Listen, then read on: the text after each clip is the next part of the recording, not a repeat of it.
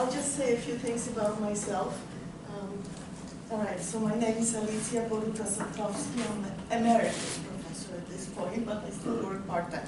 Nevertheless, what's more important is I was born in Poland into a Belarusian family. So I have those roots. Poland, 95% of Polish people are Catholics, and I'm Orthodox. So I'm minority. And that has been haunting me throughout my life because of how I was treated, not being Catholic. And as a kid, you kind of remember. Even now, when I go back, I don't quite feel at home, if that makes sense. Okay, so I got my master's in Poland and in Russian and Belarusian languages and literatures, and my doctorate in Michigan, at the University of Michigan. We moved here to Iowa. I'm sorry, we moved to Iowa because of our jobs, my husband and I taught Russian history there and literature and so on. And here I am. And I've been working on this subject matter for quite a while now, and I have a soft spot for it. All right, so the title is The Indigenous Peoples of Russia in Russian Cinema. It should be probably Soviet cinema, I'll explain that. Curing backwardness by white saviors. White saviors, the Soviets, and the Russians. That's what I meant. Okay, so there are two videos that I'd like to talk about. The Forest People, Lesnie Люди in Russian, that came out in 1928. So there was an expedition to the area, this area, right here, but really tiny, tiny bit of it, not the whole thing. Expedition to record how one certain group of indigenous peoples called either Ude or Udege, I'll show you the name, live, because they were dying out. And today we only have about 400 of them. And maybe 2 people speak the language. Other than that, they've been Russified. They had to learn Russian, and gradually, of course, moreover, the children were made attend boarding schools. So not just, but they were forced. Parents were even forced to do that. Therefore, they started speaking Russian. They had to, and their native languages were disappearing. The other movie is from 1941, and of quite a discrepancy, right? Why that one? While I was doing research, I ran into this video, and it is rated poorly. It's a pretty bad video, and I think there's always something good and something bad. So I found it fascinating how indigenous peoples are presented in here. So, brief description of the video. So one of the main characters, Kuznetsov, and his assistant, a teacher, are going to one particular far northeast of Russia, Chukotka, to open a Russian school, to eliminate illiteracy, and get rid of shamanism and replace it with modern medicine. So it is presented as a comedy, perhaps, but there is something behind comedy. There is something else, and I'll try to prove that. Okay, why did I choose these 2 videos? After all, they were made at different times. In the video, The Forest People, it's a silent video. Silent video, but there are subtitles, and subtitles are in Russian, of course. Now, so people, the Ude or Ugede people don't speak for themselves, right? The Russians speak, and they speak it the way they want to. And therefore, we also find derogatory statements, inappropriate statements, and questionable visuals as well. And it was not up to the cameraman to do whatever they wanted to do, yet they did that. I don't have that. I didn't think it was appropriate, where a cameraman is moving slowly and there's a completely naked girl.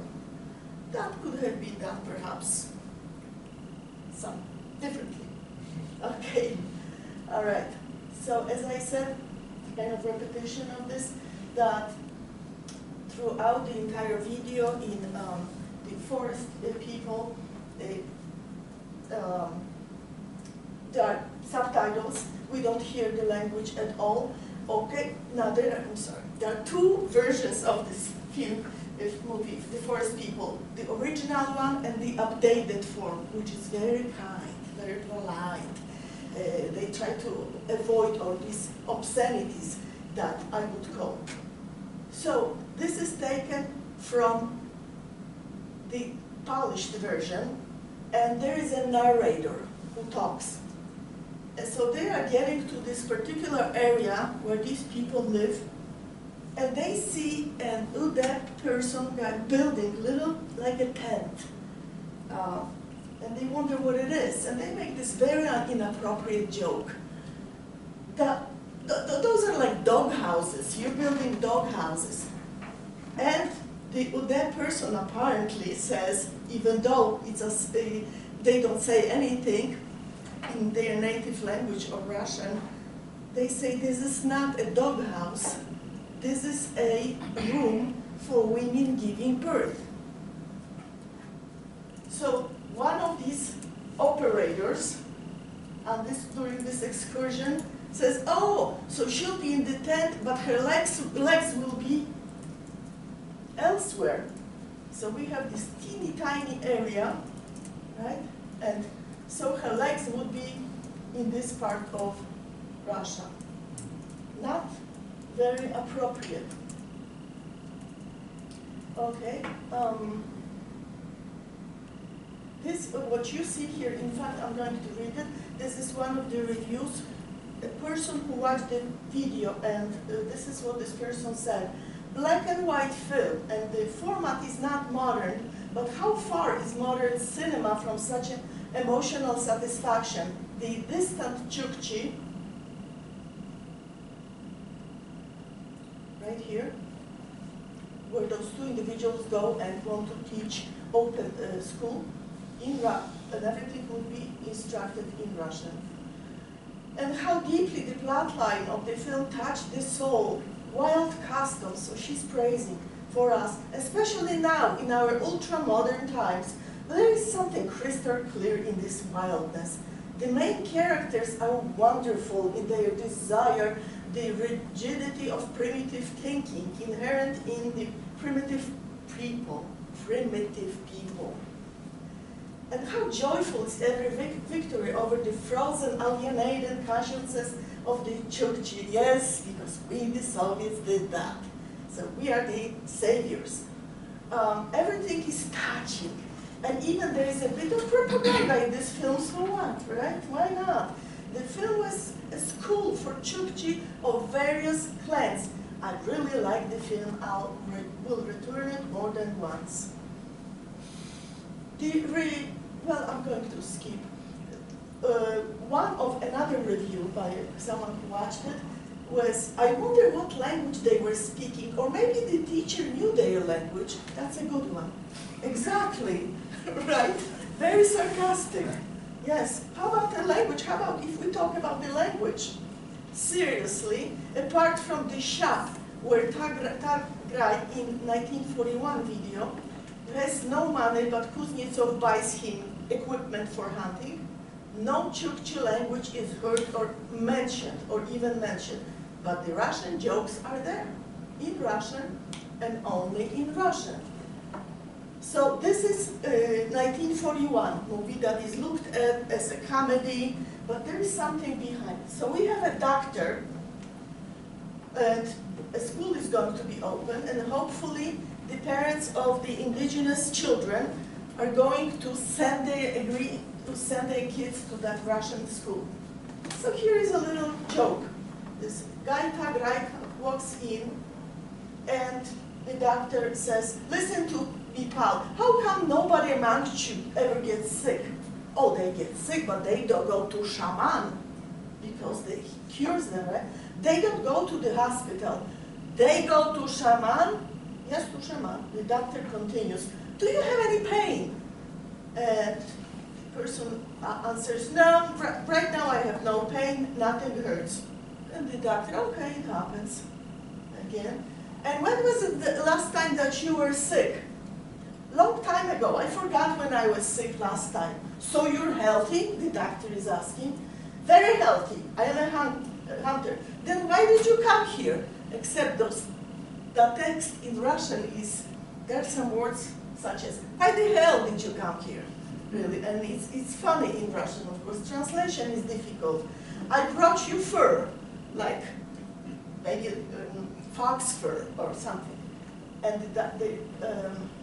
the doctor gets really frustrated. What the hell? What kind of freaking fur you brought? So it's not quite like that, but translating from Russian. I try to be polite here.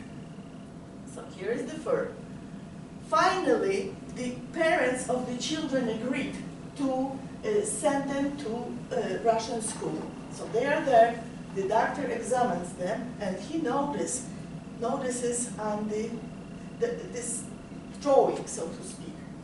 And the doctor, what is it? Who put all these markings on you? He has no idea, right? But it's funny, we laugh, and not thinking. And then another person says, well, these are shaman signs. This is what protects the body and soul from evil spirits, we can say. Okay, now here is just a switch in a way. A little boy is sick and he dies. Shaman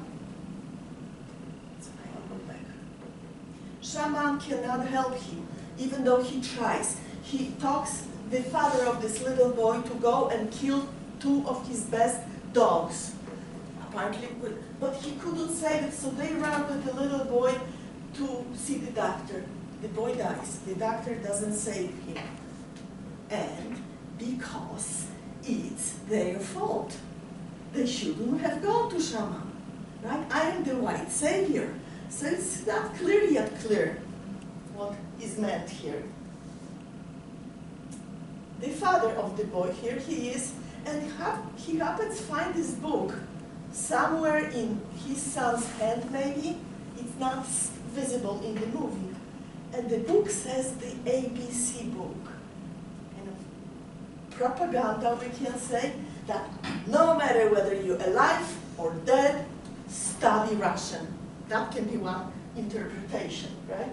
How can you even concentrate on anything? Losing a child is like the worst thing that can happen to a person.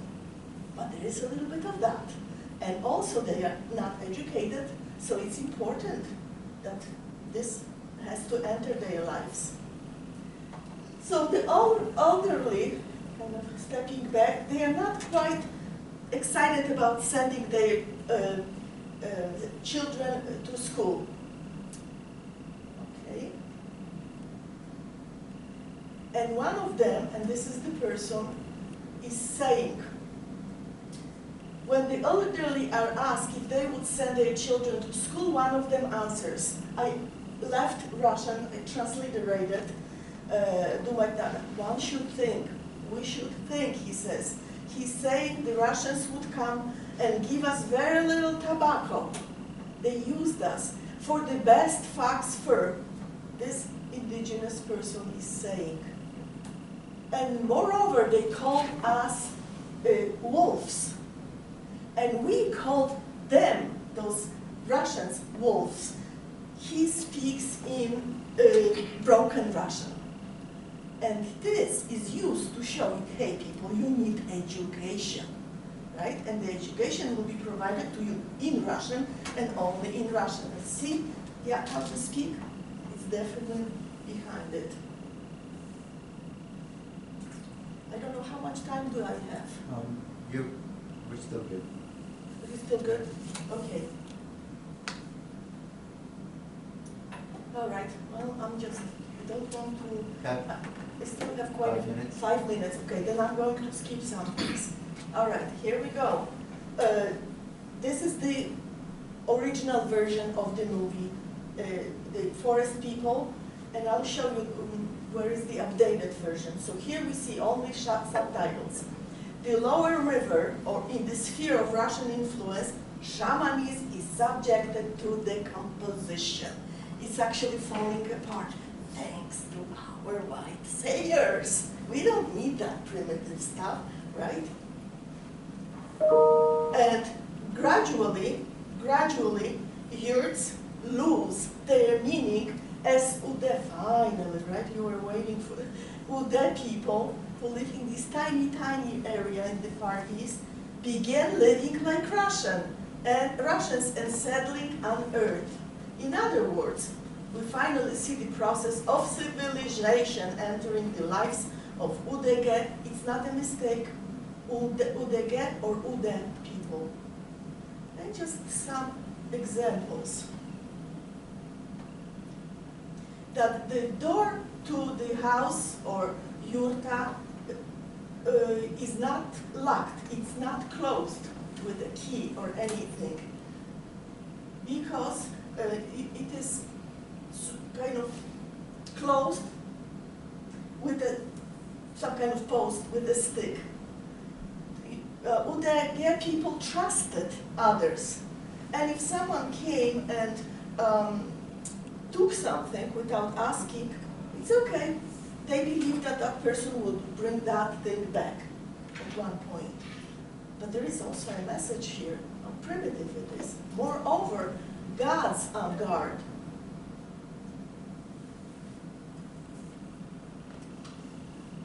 Okay.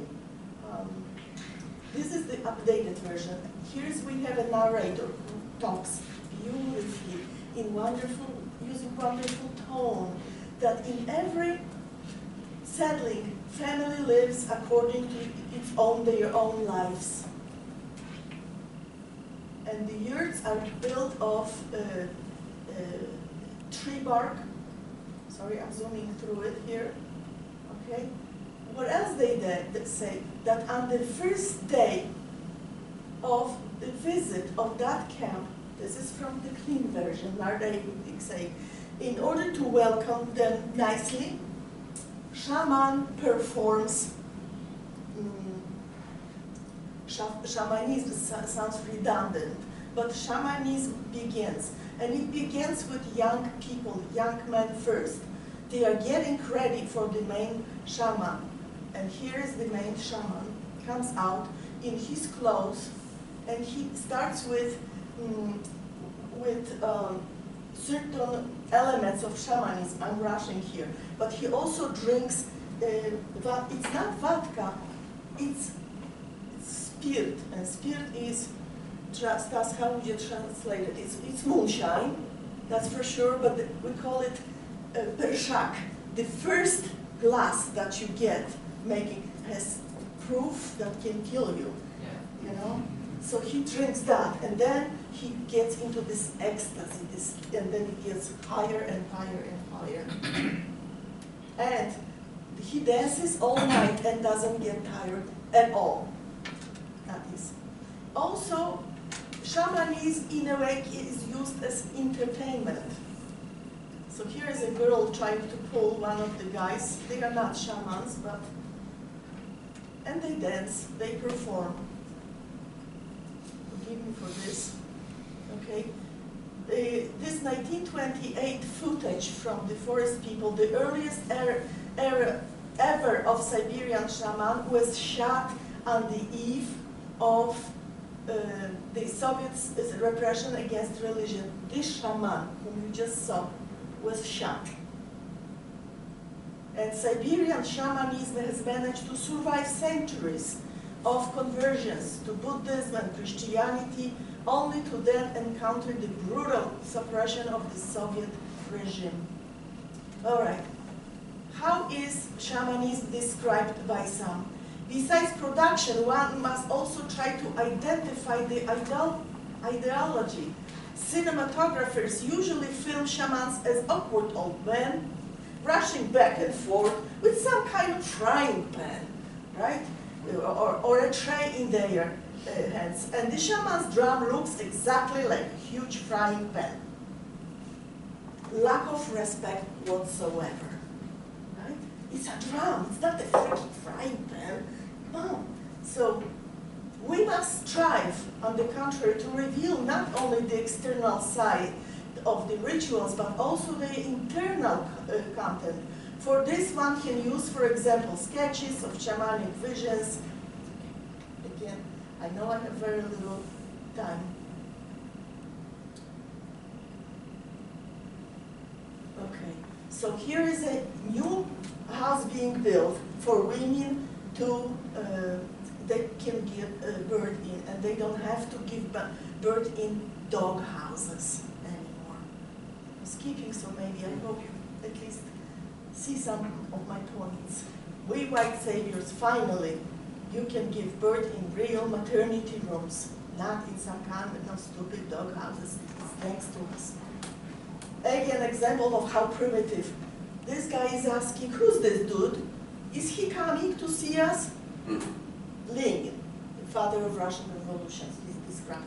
So everybody laughs, right? But why? He's not educated. Here, again, they are looking at the tape record player. They never saw one. Well, we need to educate them. But this guy, Kuznetsov, who came with his colleague, a teacher, who is trying to talk the elderly parents to send them to school, he's saying at one point, what do you think? For centuries and centuries, we lied to all of these people, and now you want them to trust us? And I thought, now we are talking. So that's a good. All right, and my last, maybe this paragraph. Yeah, I put some anger into it. Egocentric, Soviet culturalists and narrow-mindedness were not only extremely harmful, but also primitive and dumb. Moreover, it was not up to the cameraman to capture the lives of the indigenous people as they wished. Complete ignorance, the use of derogatory expression and questionable visuals demonstrate a clear lack of respect for indigeneity. I won't even read the rest, just one example. A young lady from one indigenous particular group said to me, and I think she would let me say it, won't use names, I won't say which in group.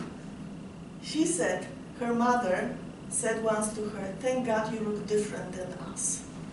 She had blonde hair, not dark, and her features were not quite, I hope this sounds okay, quite similar to her parents or her friends. Or so that's how I'm going to finish my talk. There is, of course, much more I can say, but I think we are out of time.